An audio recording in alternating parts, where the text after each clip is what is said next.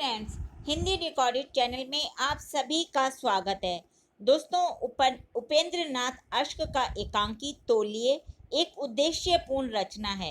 एकांकीकार ने इसमें जीवन में सफाई और स्वच्छता का महत्व बताने के साथ ही उसके वास्तविक स्वरूप पर भी प्रकाश डाला है।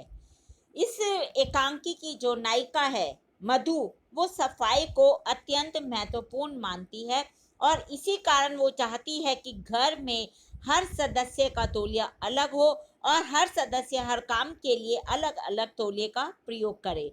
लेकिन उसका पति वसंत इसके उलट इस बात को गलत मानता है और वो सोचता है कि एक ही तौलिया सभी जने, यदि हम सभी लोग एक यूज प्रयोग में लाते हैं तो उसका क्या नुकसान है।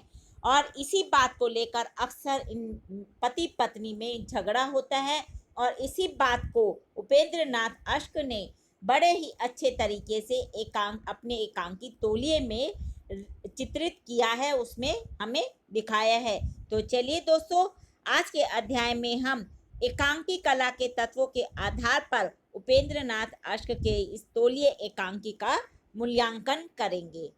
दोस्तों, उपेंद्र नाथ अश्क द्वारा रचित एकांकी तौलिए में शिष्टाचार, सभ्यता व तहजीब के नाम पर फैल रहे आडंबर और खोखलेपन को बखूबी अभिव्यक्त किया है। एकांकी के तत्वों के आधार पर चलिए जानते हैं तौलिए एकांकी की समीक्षा। समीक्षा में हम सबसे पहले कथानक यानी कि उसकी कथा वस्तु के विषय में जानते हैं। तो चलिए जानते हैं तौलिए एकांकी का क्या कथानक है।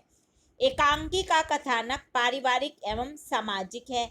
मध्यम वर्गीय परिवार में पति बसंत किसी फर्म में मैनेजर हैं और जो उनकी पत्नी मधु है वह आधुनिकता की प्रतीक और दिखावटी सफाई पसंद स्त्री है। तौलिए को भी प्रतीक के रूप में इस एकांकी में व्यक्त किया गया है।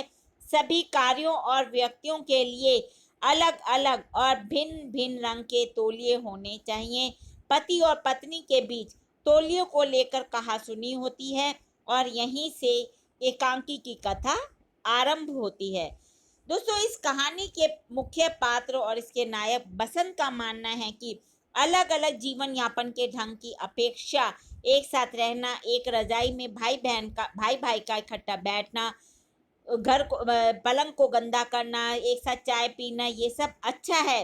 लेकिन उनकी पत्नी का मानना है कि एक तौलिए का उपयोग एक ही व्यक्ति करे तो बीमारी का डर नहीं रहता और इसी बात को लेकर अक्सर पति पत्नी में विवाद होता है। और एक बार विवाद इतना ज़्यादा बढ़ जाता है कि उसकी पत्नी मधु सोचती है कि मैं अब अपने मायके चली जाऊंगी। लेकिन अचानक ही बसंत को 2 महीने के लिए फर्म के काम से बनारस जाना पड़ता है और इन 2 महीनों के अंतराल में मधु के हृदय में परिवर्तन आ जाता है, क्योंकि अब वह प्रेम के महत्व को समझने लगी है और वह सहेलियों के साथ एक ही लिहाफ में बैठकर चाय पीने लगी। वह कहती है कि बचपन से जो संस्कार मैंने पाए हैं उनसे मुक्ति पाना मेरे लिए कठिन है, पर अब वह अपनी इन आदतों से छुटकारा पाना चाहती है।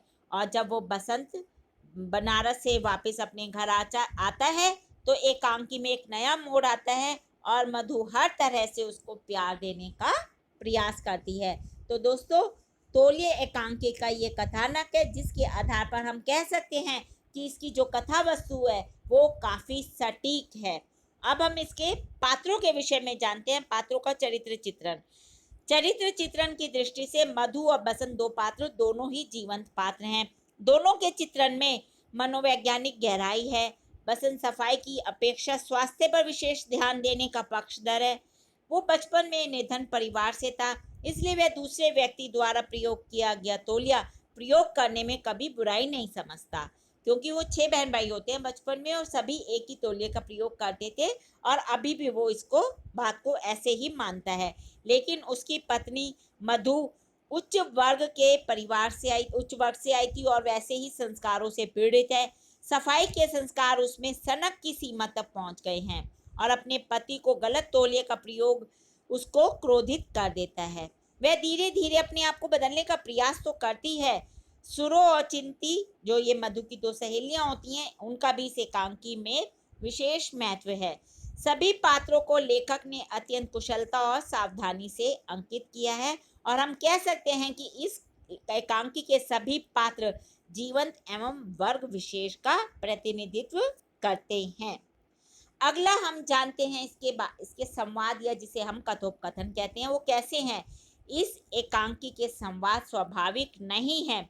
मधु और बसंत के कथन प्रायः लंबे होने के कारण व्याख्यान जैसे प्रतीत होते हैं और छोटे छोटे और स्वाभाविक संवाद इस एकांकी में कम ही देखने को मिलते हैं। मंगला के अतिरिक्त सभी पात्र बड़े बड़े संवाद बोलते हैं। अपनी बात का समर्थन करने और किसी घटना की सूचना देने वाले संवाद लंबे हो जाते हैं। तो यानी कि हम कह सकते हैं कि इस एकांकी के जो संवाद हैं या कथोपकथन है वो इतना अच्छा नहीं है। भाषा के विषय में जानते हैं। मंगला को छोड़कर इस एकांकी के सभी पात्र पढ़े लिखे हैं, शालीन एवं संस्कृत हैं, तत्सम प्रधान खड़ी बोली का प्रयोग करते हैं। उर्दू के शब्द इस एकांकी की शोभा बढ़ाते हैं और कहीं कहीं एकांकी में अंग्रेजी के शब्दों का भी प्रयोग किया गया है।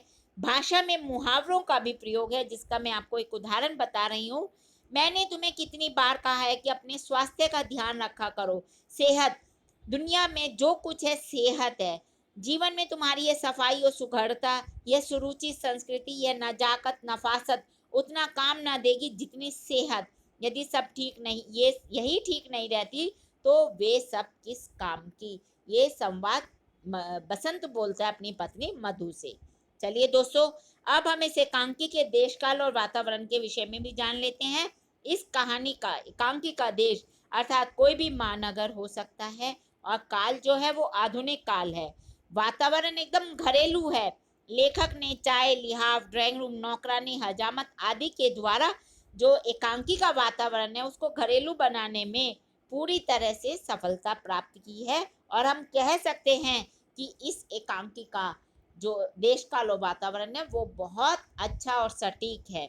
अब इसकी अभिनेता हम देखते हैं। इसके अभिनय के विषय में, इसमें प्रस्तुत एकांकी में रंगमंच पर कभी 3 से अधिक पात्र एकत्रित नहीं होते, लेकिन लंबे लंबे संवाद अभिनय को प्रभावहीन बना देते हैं। अंत में हम इस एकांकी के उद्देश्य के विषय में जानते हैं। दोस्तों, इस एकांकी का उद्देश्य इस मनोवैज्ञानिक सिद्धांत पर प्रकाश डालना है, जिसको जो आदत पड़ जाती है उसे वो बदल नहीं सकता। स्वभाव को बदलने के लिए सभी प्रयत्न व्यर्थ हो जाते हैं। मधु और बसंत दोनों ही पात्र अपने स्वभाव को नहीं बदल पाते। मधु को सफाई की सनक है और बसंत एक लापरवाह इंसान है। तो दोस्तों, ये हमने जाना उपेंद्र नाथ अश्क के द्वारा लिखा एकांकी तौलिए के तौलिए की सभी तत्वों के आधार पर समीक्षा या उसका मूल्यांकन।